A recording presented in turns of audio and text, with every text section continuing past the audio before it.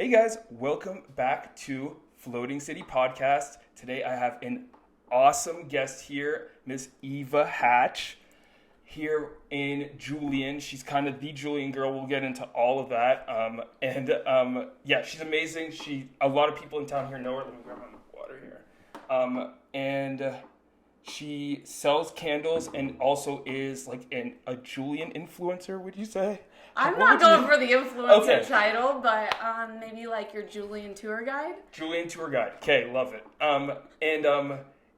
Yeah, so we're gonna get on with that. But before we start, just so we know that this is a self-run show. So this is a one-man show. Other than guests, I'm doing all this on my own, self-funded and everything. So if you'd like to support us, you can buy some of my artwork. Some of the stuff that I have here is stuff that I do scanographs of, and I sell prints, canvas prints, and all that stuff. You can print it on glass at thescanographer.com, and then I also have an Instagram. We'll link all of that in the description box. But so if you want to support your boy here with the podcast, it's like I said, it's all self-funded. So yeah. Anyways. Hello, Miss Eva. Hello. Thank you for having me. Yeah, of course. This is really exciting. Yeah. So before we start, I first met you because I didn't even know who you were. I never searched your Instagram or anything, but I saw you at Regulars. I work at a cafe here in Julian, California, called Regulars Wanted, and I saw you doing a photo shoot outside, and I'm like, anytime I see someone with a camera doing a selfie like in front of a bunch of people and they don't care, I'm like, okay, whoa, let's stop. What are you doing? Are you a food blogger? What do you do? So I asked you straight up, and you told me a little bit. You said, I forget exactly what you said, but I had you on Instagram then, and then I saw that you're like the Julian girl.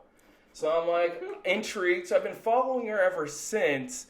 And at one point I asked, I'm like, oh, do you want any portraits? Do you know, because I got a beautiful view here, if you ever need portraits, or I wanted to collaborate somehow.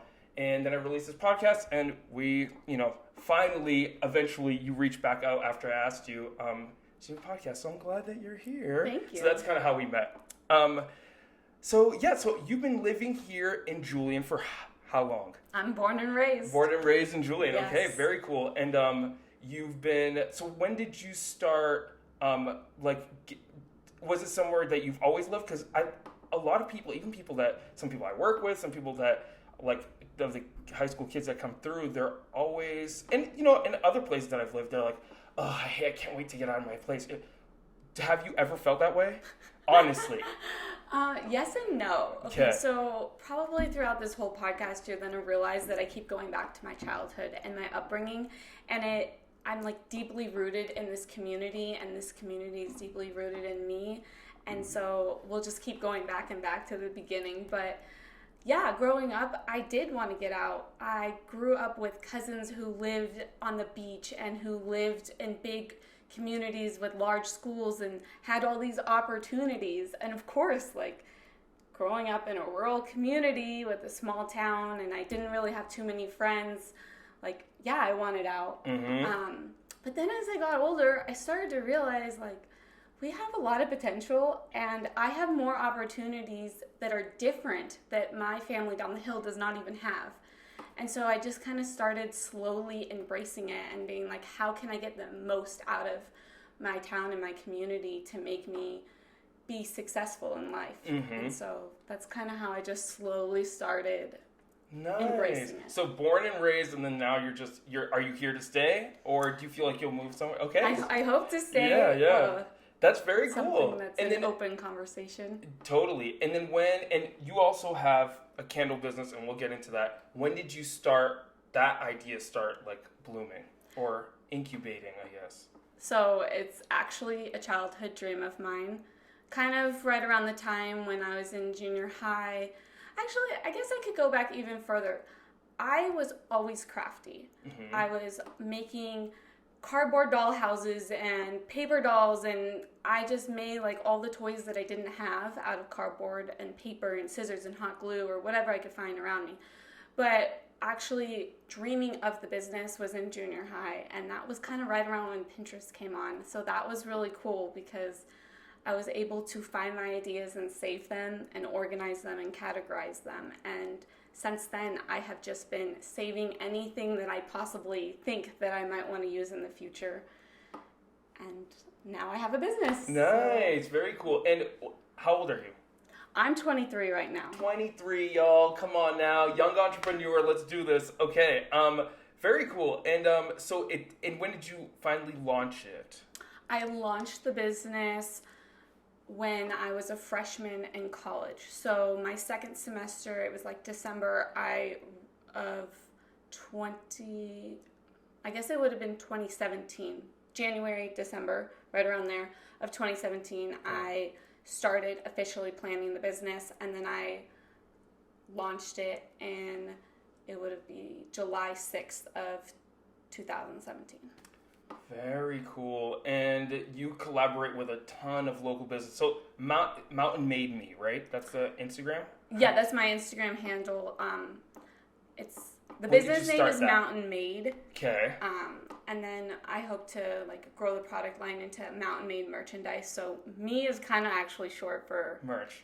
Okay. And merch is short for merchandise. Okay, cool. And yeah, so Mountain Made Me on Instagram. You can find her there.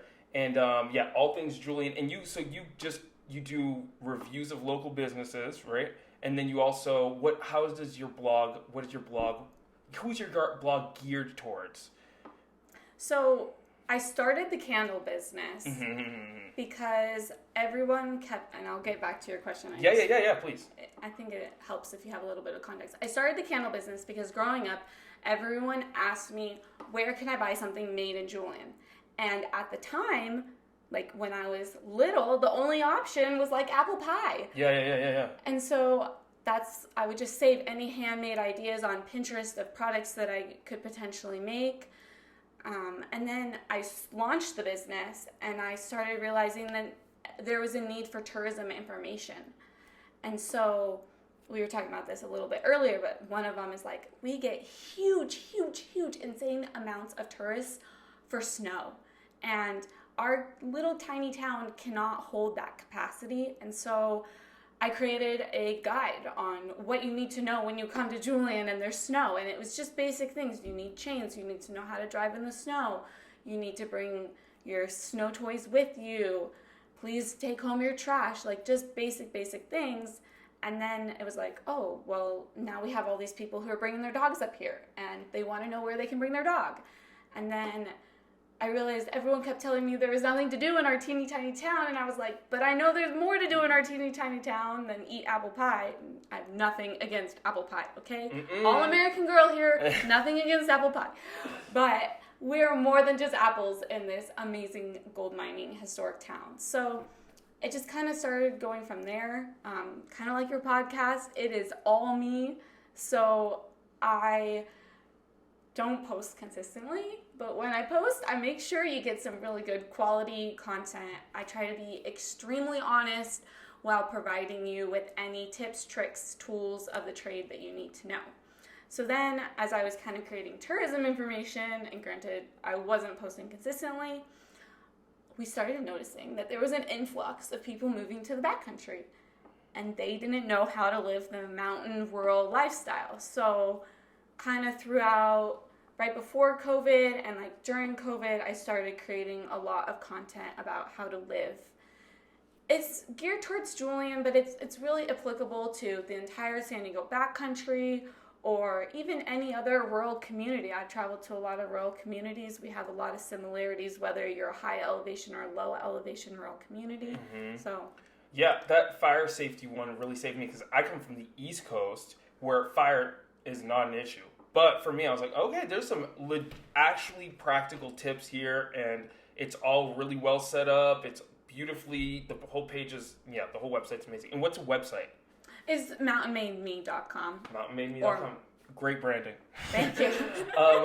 Yeah, wow. Yeah, and I feel the same way. Some people are what are you doing in Julian? Because for me, I moved here.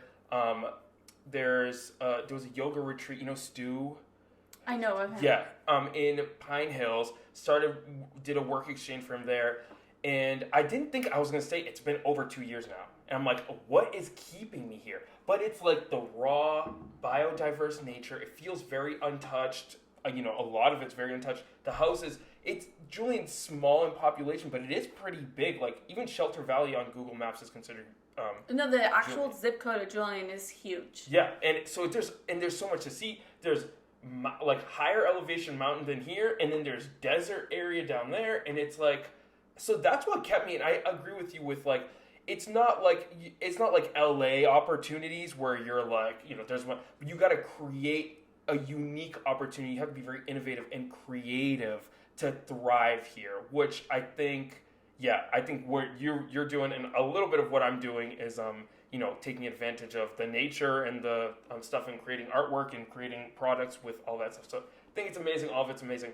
And it's interesting. I do hear a lot of people, like I said before, that don't like it. So when did you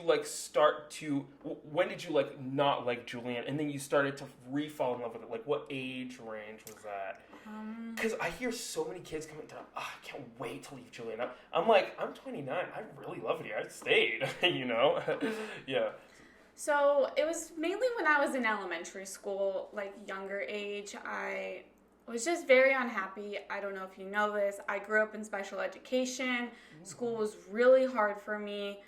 Crafts was my outlet, is how I expressed myself. I didn't really fit in with a lot of the kids growing up with me. Like, they were great friends, and I was glad to have them in my life, but I just didn't connect to them like I felt like I should. And so, and having family who lived on the beach, I was the girl having a birthday party that was Hawaiian themed, and there was snow on the ground in January in Julian, okay? That's amazing. I need to find those photos. Yeah. But I don't know what age it was, but yes, I threw a Hawaiian luau birthday with snow on the ground. That's icon stuff right there. Yes. Oh my God. That's crazy. So, do you mind talking a little bit about special education? Like, what special needs did you have growing up? Because this is great for people that are young that had the same story, and that you can easily thrive. Special education means nothing when it comes to creativity and building a business. So I don't necessarily have like a severe diagnosis. In fact, I don't actually know what qualified me to be in special education, but I do know that I have a horrible reading level. Reading comprehension is very hard for me. And then spelling. I cannot